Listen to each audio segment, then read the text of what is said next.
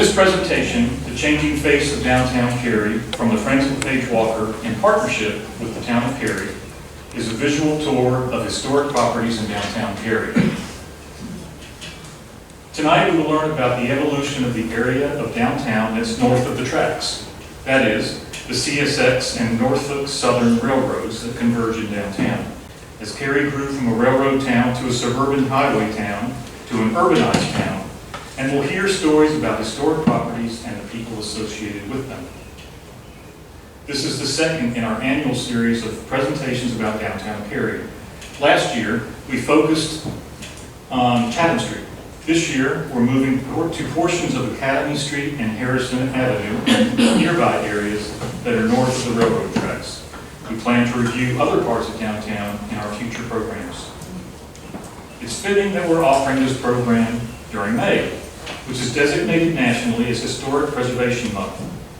It began in 1973 as National Preservation Week and was extended to the entire month in 2005. In 1973, Presidential Proclamation declared, "As the pace of change accelerates in the world around us, Americans more than ever need a lively awareness of our roots and origins in the past, on which to base our sense of identity in the present and our directions for the future."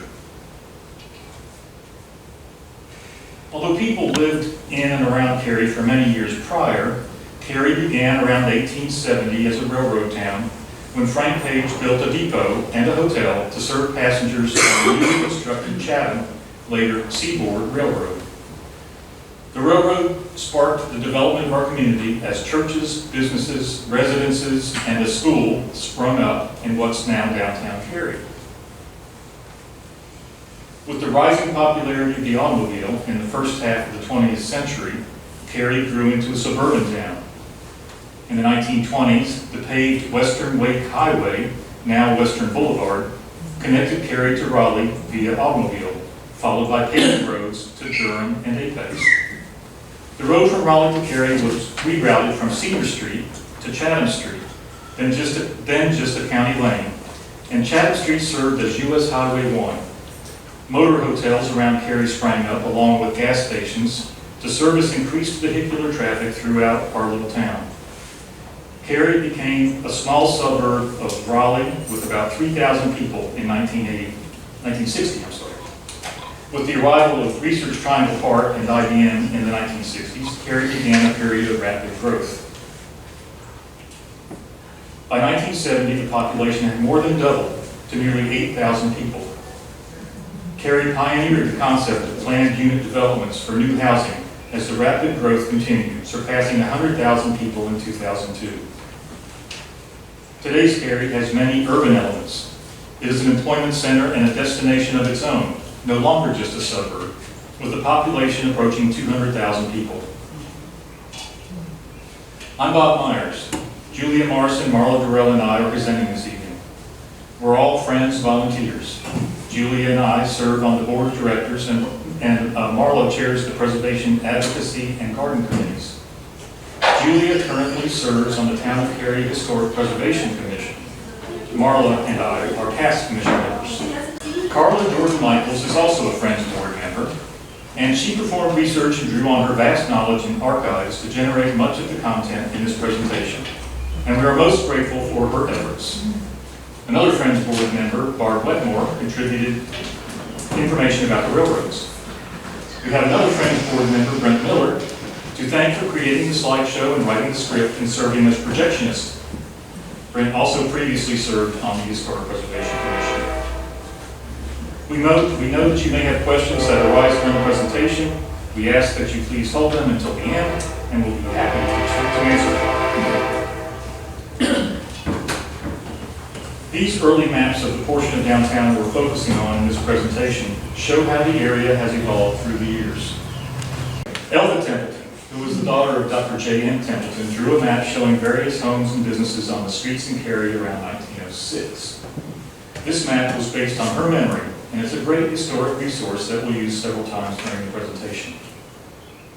This section of Elva Templeton's map shows just a few places north of the tracks. Note that the map is oriented with the north at the bottom. We see the Page Homestead and Hotel and the residences of the Pruitt, Blanchard, Reeves, and Adams families. We'll visit some of these places this evening. This map, also from 1906, shows downtown Cary as drawn and remembered by Tareen Holloman Woodleaf. We see the same places north of the tracks.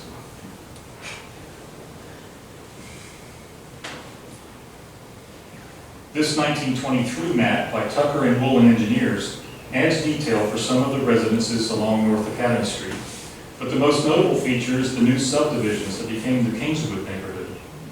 Even after extensive research, we have not determined the derivation of the name Kingswood.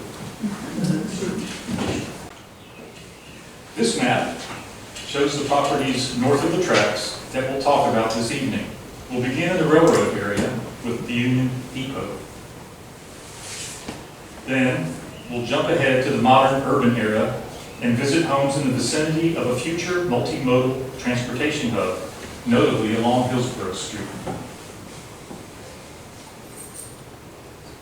Then we'll move eastward and work our way up Academy Street from right here on Town Hall campus, site of the Page Homestead and Hotel from the railroad era, then north to the Kingswood neighborhood and the suburban era. Not all of these structures still exist. We'll talk about the evolution of the sites and the people and stories associated with them. Railroads are what spurred the emergence of Cary as a town in the latter half of the 19th century. The North Carolina Railroad was the first to come through in 1854. Freight trains would stop to drop off items, but did not pick up anything at first. Passenger trains would stop only if signaled.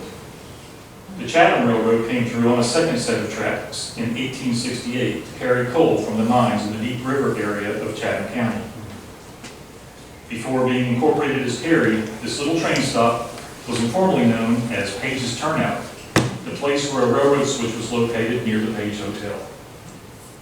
The North Carolina Railroad eventually was leased to the Southern Railroad Company, and the Chatham Railroad changed hands and eventually was brought into the Seaboard Airline, which is now CSX. Passengers in the early 1900s boarded trains from the Southern and Seaboard's two shabby stations until 1917, when a Union Depot was opened to serve both railroads. The Union Depot sat between the railroad tracks, just across from what is now the Page Walker Arts and History Center. It served travelers until it was torn down in 1965, much to the dismay of many Cary residents. Railroad service did not come back to Cary until 1995, when the North Carolina Department of Transportation and Amtrak began the Piedmont service from Raleigh to Charlotte on the northern set of tracks. The present-day depot was opened in 1996. In 2006, a platform was built on the southern set of tracks, and the Silver Star from New York to Miami began daily service to Cary. Today, Cary passengers are served by the Piedmont from Raleigh to Charlotte, the Carolinian from New York to Miami, and the Floridian from Chicago to Miami. Plans are in the works for a new multimodal transportation center that will shift the boarding and deboarding of trains to the western side of Harrison Avenue. Current plans are for the center to open in 2030. Let's look into the history of that neighborhood where the new multimodal transportation hub will be built. It's technically between the tracks, not north of both sets.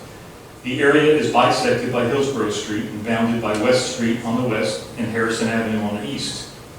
Existing structures along Hillsborough Street will be demolished to make way for the new station.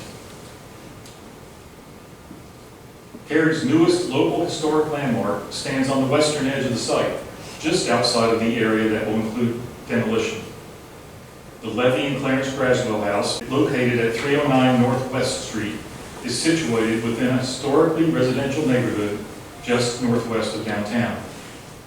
Built circa 1925, the house retains nearly all of its original character-defining features characteristic of craftsman-style houses.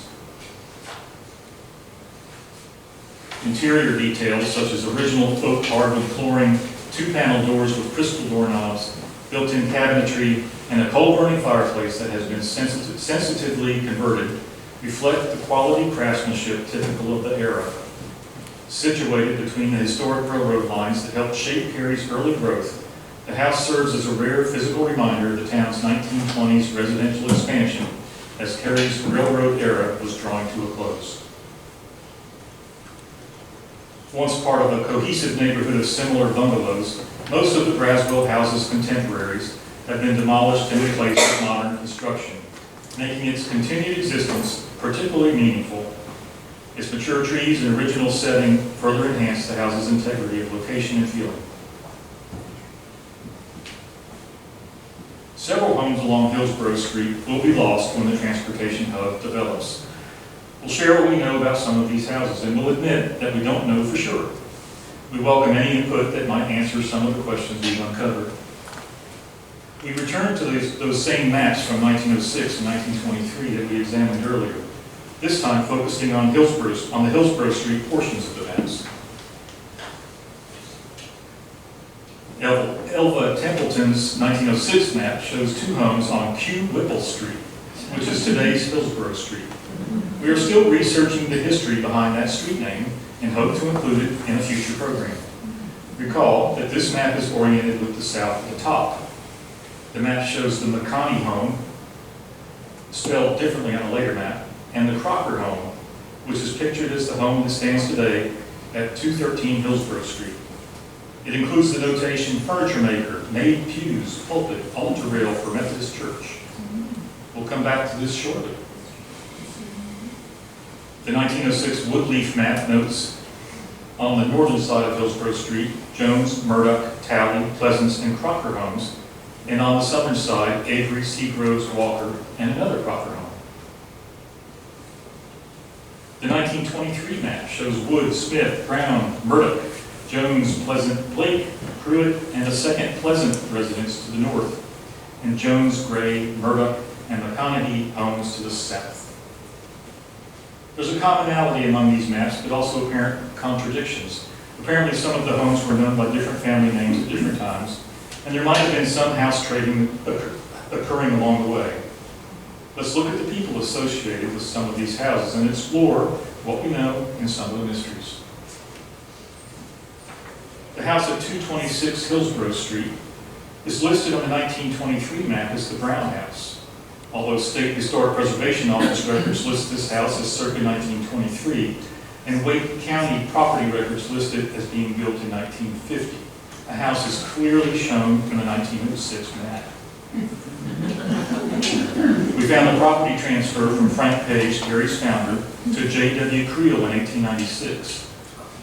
J.W. Creel was a brick mason and plasterer, and his son Charles A. Creel left his signature in the plaster of the I.D. Ellington house on Academy Street. Creel sold the property to W.D. Jones 6 months later. Jones apparently had some financial difficulty, and the property was eventually transferred to Brown Realty in 1921. According to an interview with Bob Heater in 2009, Pete Murdoch lived here with his uncle. Pete's mother died, and when his father remarried, his stepmother didn't want him around, so he went to live here with his uncle. The house at 213 Hillsborough Street, according to an interview with Bob Heater in 2009, was the home of Pollyanna Pleasance King. It might have been the home of Clarence Clay Pleasance, Pollyanna's half-brother. Their father, A.H. Pleasance, had 12 children by his first wife, who died. He then married his wife's sister and had 10 more children. According to the 1906 Woodleaf map, they lived at the corner of Hillsborough Street and Garrison Avenue, where the gas station, now closed, is located. Wake County property records show that the C.C. Pleasance house was built in 1930, but it is shown on the 1906 maps. We believe that it might have been the Murdoch house at some point. Tax records lead us to believe that one of the Crocker homes shown on early maps might have been on this lot and then replaced with this larger home.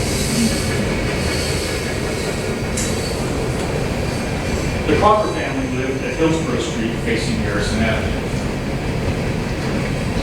William Lancaster Crocker taught at Cary Academy in the 1870s and 1880s and served as principal into the 1890s while it remained a private school. He graduated from Wake Forest College where he met his wife, Ursula Forbes.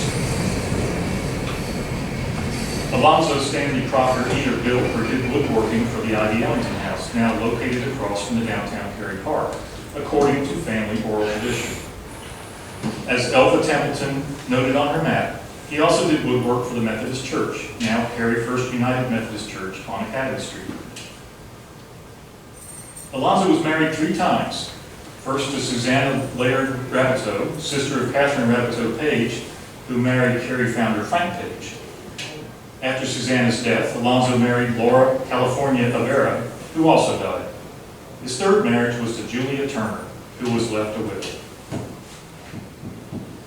Alonzo died as a result of an accident at Cary Lumber Company, where he was foreman in 1901. The Asheville Citizen-Times published a story stating that he was badly injured in a machine, but that his injuries were not expected to be fatal. Days later, though, he died unexpectedly at home. I'll now introduce Julia Morrison, who will present the second part of our program.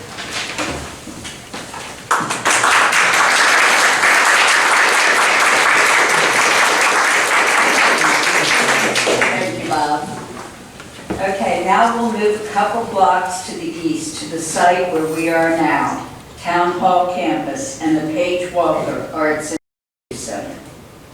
In the pre-colonial period, the earliest inhabitants of this area were the Tuscarora Native Americans.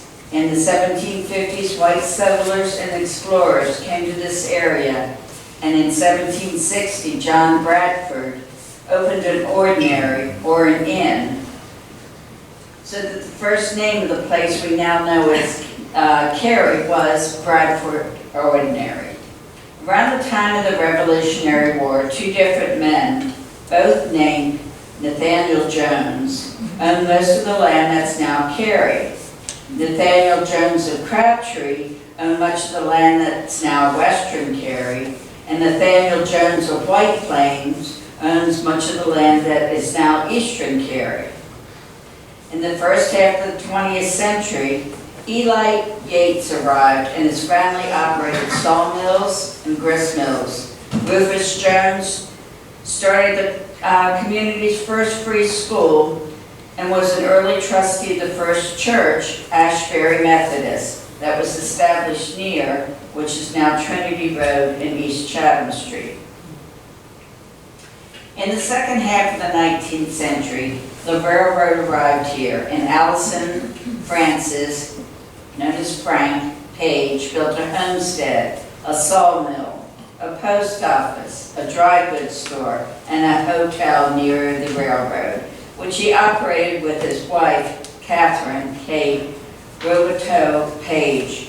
In 1871, Frank Page incorporated the town of Cary, named for Samuel Fenton Cary, a congressman and prohibitionist from Ohio. Because of a clerical error, the original paperwork spelled out our town's name as C-A-R-E-Y, but the error was soon corrected. Cary Town Hall stands on the original Page family home site. It was only 17 years between the time the Page family purchased that 300-acre tract of land and the town's incorporation in 1871. The Pages lived in the house during the 1850s, and their first child, Walter Hines Page, was born there in 1855. In the 1870s, the Pages sold their residence and 73 acres to Vinia Moy, the wife of A.W. Moy. Mr. Moy was a graduate of Wake Forest College and served on the local school board as clerk of Superior Court in Wake County and as a trustee when the Harrison Wagon Company failed.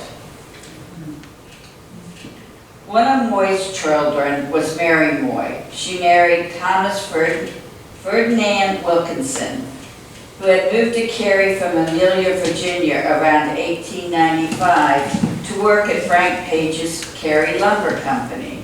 They had one son and lived with Mary's parents in the old Page family home. Sadly, Mary died. The elder boys moved to Durham and Thomas married Mary Sturgeon. Mary and her sisters obtained some gourds, seeds, and successfully grew boards, which can be tricky to grow, exhibited them at the 1937 State Fair, and started the Cary Board Club after the exhibit generated numerous excitement. Cary was once known as the gourd capital of the world, and this was commemorated on our town seal.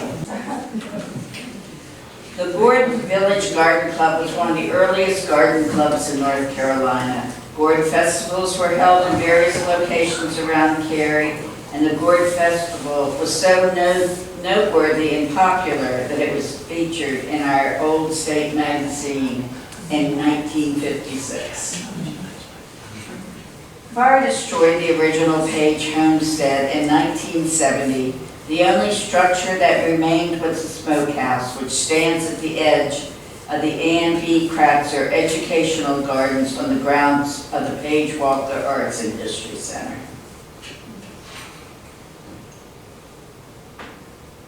Before the town of Cary purchased the land for the current town hall campus, several modest homes stood along Academy Street. You can see some of them here behind this late 1940s Plymouth. Ruth Kathy Fox, who taught second grade at Cary Elementary for 34 years and was principal of Briarcliff Elementary for 6 years, lived in one of these homes.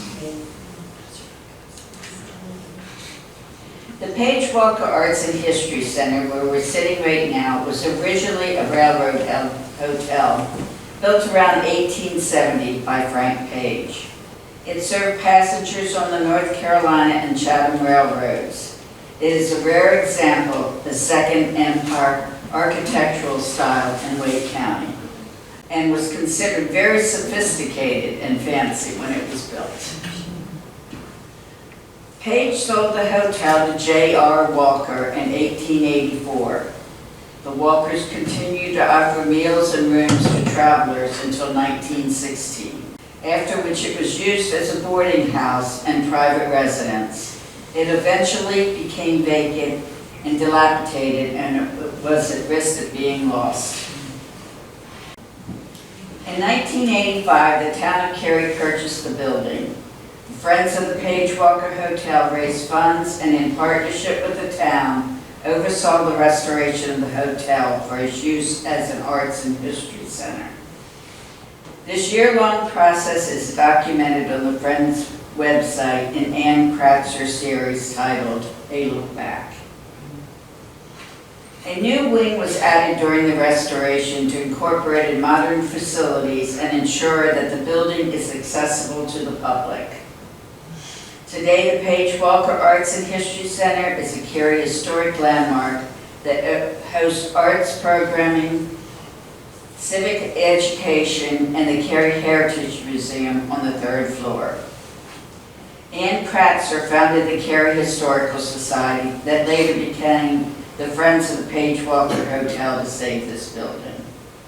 Over more than 40 years, the Friends have continued to preserve, promote, and share Cary's history. Across Academy Street, from where we're sitting tonight, is the Cary Chamber of Commerce. This land was originally owned by Frank Page and changed hands several times until C.W. Blanchard purchased it. It is unclear who built the house, but it probably dates to the 1880s, based on a 1988 News and Observer article stating that the house was 100 years old at that time. Reverend C.W. Blanchard was born in 1859 in Wake County. He attended Holly Springs Schools and Oakwood Academy. In 1881, he married Virginia F. Johnson, and they had 5 children. He spent several years farming while also attending Wake Forest College to become a minister. He was ordained in 1887 and served in several Baptist churches in the area, including for 3 years in Cary.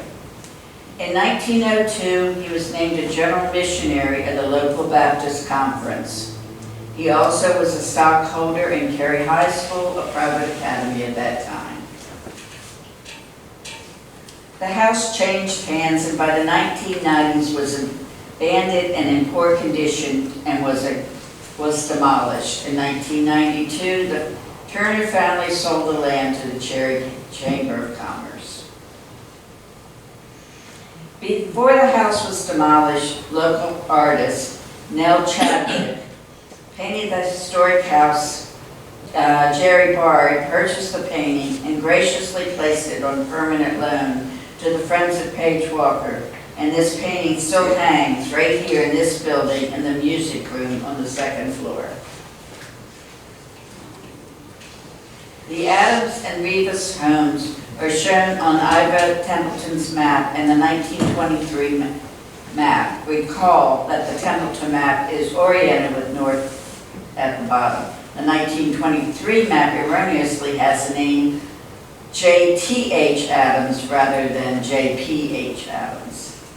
The Adams family owned much of the land north of the Blanchard house, probably on both sides of Academy Street, including land on the north side of Chapel Hill Road.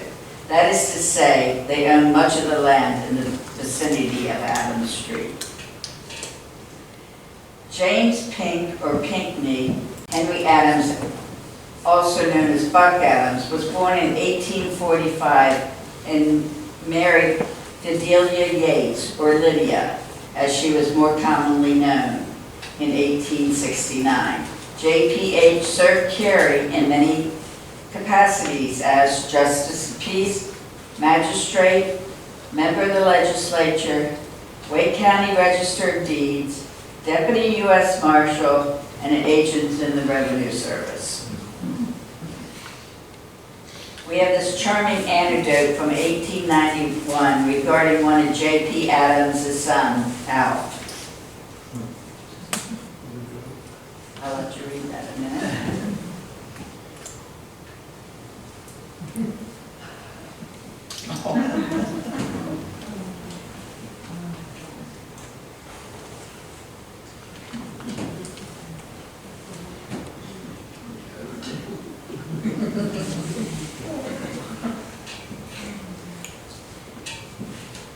Imagine the scene going down Academy Street. J.P.H.'s youngest son, Henry Rivas Adams, owned and operated Adams Drug Store, which he sold to Ralph and Daphne Ashworth in 1957. J.P.H. Adams was involved in politics with local African-American Arch Arrington, and he sold land to local families in the African-American community. His commitment must have set a strong example for his son Henry, who led the efforts to desegregate Cary schools before any other school in Wake County. J.P.H. Adams' 1960 obituary said that he was laid to rest in the Rufus Jones Memorial Cemetery. This is the first that we have heard of Hillcrest Cemetery being referred to by that name. The Rivas family was a prosperous family originally from Granville County, but they lost much of their wealth as a result of the Civil War. Lucy Rivas was born in 1867, and the family located to Cary by 1880. She was prominent enough to be listed in Cary's first telephone book, where she could be reached at number 10J. A single female, Lucy ran the Cary post office as postmistress from 1900 to 1914. We may think of working in a post office as a rather sedate job, and it usually isn't filled with danger, but one of Lucy's most daring acts was saving the mail in the post office that was located in the tobacco factory building at the corner of Academy and Cedar Streets when that building burnt down in 1908. A newspaper account says that Miss Lucy Rivas and scores of persons expecting letters, especially the young people at Cary High School, helped save the mail. The alarm for the fire was raised by none other than Mrs. Helen Walker, proprietorship of the herself. She talked loud and long until she was awakened to energetic action of the people on her side of the town. As a single woman, Lucy led a full life. She and her friends went camping and traveled to the Jamestown exhibition of 1907. Lucy ran a millinery shop in the mayor's office located in the brick tobacco factory building before it burned. After she left the post office, she ran Everybody's store on Academy Street for several years. At the age of 52, in 1919, she married recent widower, Reverend Valerius Addison Royale. She lived until 1959, passing at the age of 91. She is buried at Hillcrest Cemetery in Cary, along with other family members. Now I'll introduce Marla Durrell, who will take us to the end of our journey on the tracks.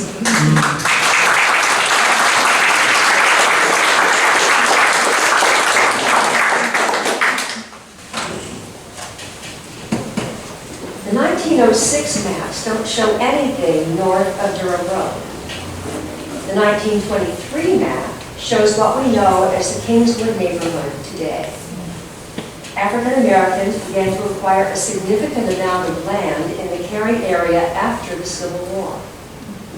During the first 2 decades after the war, properties owned by African Americans tended to be concentrated south of the railroad tracks. Following this first period of land ownership, African Americans also began to acquire property in the north half of Cary. Much of the land north of Chapel Hill Road was once owned by J.P.H. and Cora Adams and was sold in parcels to members of the black community. Note the Adams subdivision label on the map. This area is rich with Cary's African American history. The house at 519 North Academy Street is a circa 1910 bungalow. Several of the Adams lots were sold in 1910 to Daniel Allen. This lot was then sold to Hazel Shaw, then changed hands to Mary Jones, and then to Delma Thomas Reeves in 1948. Delma died in 1979 and is buried in the Cary First Christian Church Cemetery. The house remains in the Reeves family, now owned by Cynthia Reeves Sims. The houses at 508 and 510 North Academy Street, on the lots labeled Cora Adams on the map, are surviving bungalows from the 1950s. The Arch Arrington home shown on the map is no longer standing. Arch Arrington Sr. was the son of Patriarch Alfred Arrington, who was born in 1829 as the son of an enslaver on a plantation in Warren County, North Carolina. Alfred was freed before the Civil War and came to Cary during the late 1860s. Alfred and his son Arch Arrington Sr. were craftsmen and became large landowners in north central Cary. Arch Sr. was one of the first African American businessmen and community leaders in Cary. He married Sally Blake, sister of John Addison Blake, the founder of the Union Bethel African Methodist Episcopal Church, which we'll talk about more in a moment. Arch and Sally's daughter Emily and their sons Arch Jr. and Gillette sold the land of Kingswood Elementary School to the Wake County school system. And we'll also talk more about Kingswood Elementary in a moment. The current vacant lot at the northeast corner of the intersection of Chapel Hill Road and North Academy Street was the longtime home of the Mount Zion Baptist Church. The congregation formed in 1865 and originally held services in a small wooden building on Farrell Street, near where Kingswood Elementary School is today. The building shown here was built in 1940.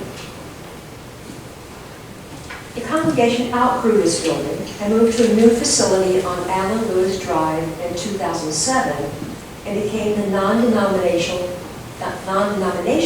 Mount Zion Church.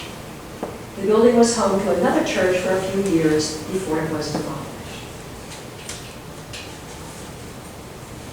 Union Bethel Church at 516 North Academy Street is an African Methodist Episcopal or A&E church established in 1898 by John Addison Blake and his wife, Minty Blake.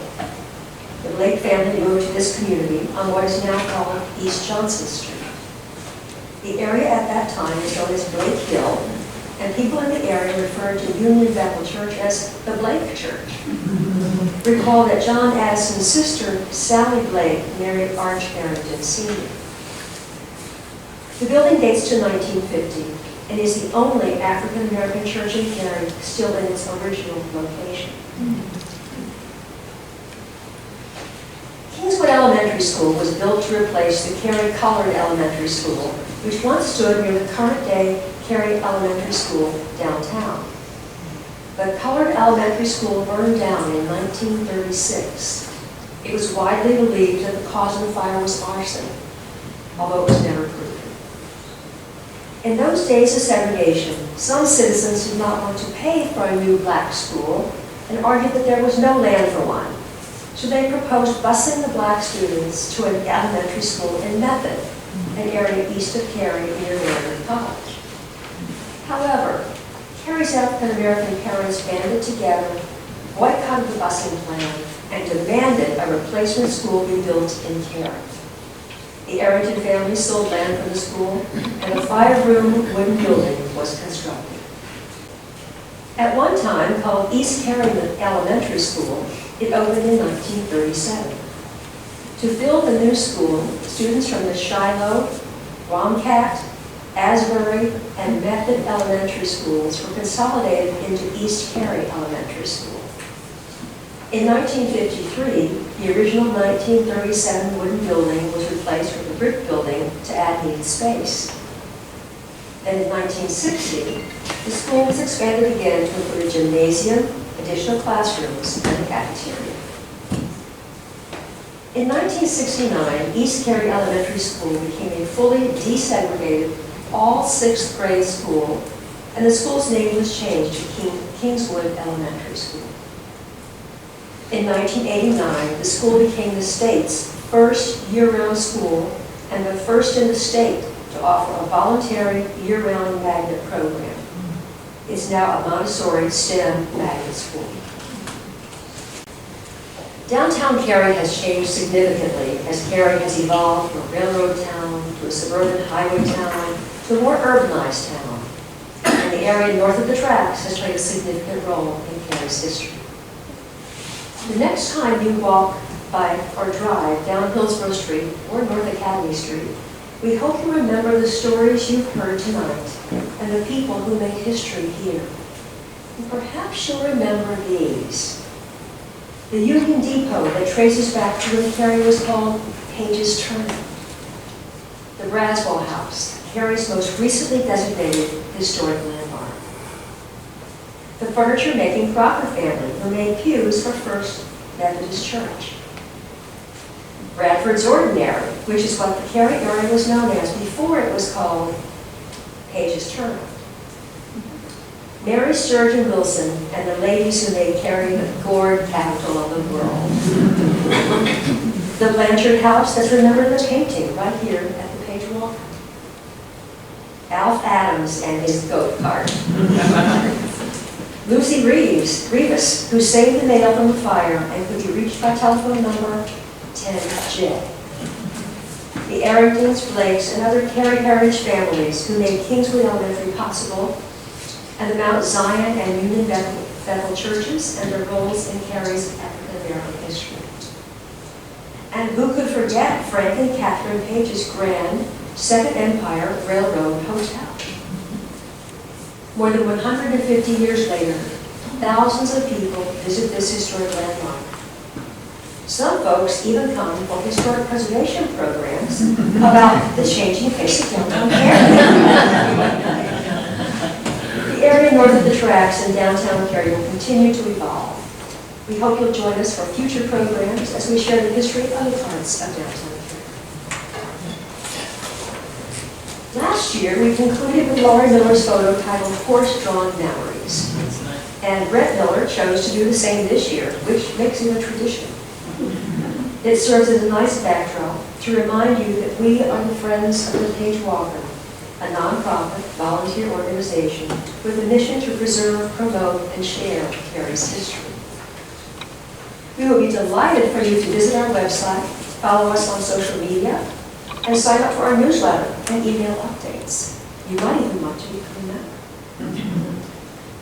We partner with the town of Cary and the town's Historic Preservation Commission, which works to preserve the historical, cultural, and architectural heritage of our town for future generations. This concludes our presentation. Thank you for joining us tonight. And we can take a few questions because Carla is here.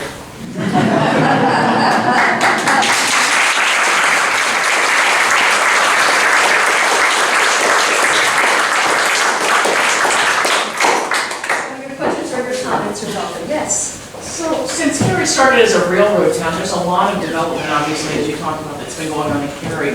Are there any plans to continue to underscore and value the railroad history and the thing? And we see so much growth, and the new station looks so modern. Are there any plans to kind of focus on the historic and the railroad and things like that that you're aware of? Not that I, let me see if, Julie, is the Historic Preservation Commission, we're talking about that at all? Not really. I mean, you know, we look into historic properties and like the Braswell House was just a new landmark. And so that would be, you know, something that is saved. And we're looking into different areas, but, you know, we need the public support. And, you know, if you have an older property or something and, you know, you want to make it a landmark, you know, you can talk to the preservation board. Yeah, I would also say, I think there's a great opportunity coming up in that multimodal transit building to show some of the history that hasn't done yet. Yeah. Yeah, I hope that happens. So let's put that on our. Well, that and also, like, one of the buildings, the Ivy Ellington House, it's a house on Chapel Hill Road, the White House. Yeah. That is right now, that's town-owned. The Nancy Jones. I mean, Nancy Jones House, I'm sorry. Ivy Ellington. Yes, sorry. Nancy Jones House, sorry. That they moved a little bit down. They had to move it down because it was in a parking, the church wanted to do the parking lot, the temple, so it's moved down. But right now, the town is protecting it, it's stable, they, you know, constantly go over, make sure it's safe. We're trying different ways through the Friends and through the Historic Preservation Commission to look for ways to preserve it, because right now the town doesn't have the money to do it. And it hopefully will be, trying to think what exactly, it's going to be a center. We hopefully, once it is preserved, it'll be where you can go and look up your history of your families, things like that. And you know, a lot of these places that we're trying to preserve will show, you know, support the history of other, you know, places. But we have applied for a grant to, you know, little piece, but it's a start where we're going to look at the paint chips in the building, and you know, so that we know what's painted and what's, you know, behind all the chips, to get some history of that. And then the next thing we hope to do is maybe do the front porch or do windows or something. But you know, it's all depends on the money we get, you know, fundraising we do or whatever. But it's an ongoing process. But in this day and age, as far as money, public money, it's difficult. Well, one other note, back to your question on railroads, the Carpenter community also grew up around the railroad.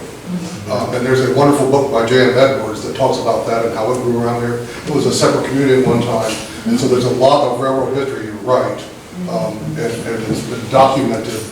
And some of the buildings out there are also owned by the town and might be an opportunity to capture some of that railroad history. Correct, yeah. And I would also say, as we all witnessed tonight, as long as the railroad is running here, our history is here. Any other comments, questions? I this may be a little bit early. I just want to let you know, we really appreciate your comment about the railroad. There's a committee within the Friends of Paige Walker called Youth Outreach, and we're looking at future projects. And we had a meeting just 2 or 3 days ago, and one of the things that came up was, wouldn't it be great to have a railroad day? Because the railroad is so critical to our little town. And our committee is with Youth Outreach, which is little ones all the way to high schoolers. So your idea is right on the spot, and you know, we have the enthusiasm within our board. It's just a matter of getting the support. That sounds great. Thanks for mentioning it. I will say, we have some wonderful refreshments and more conversation waiting for you in the lobby. And thank you.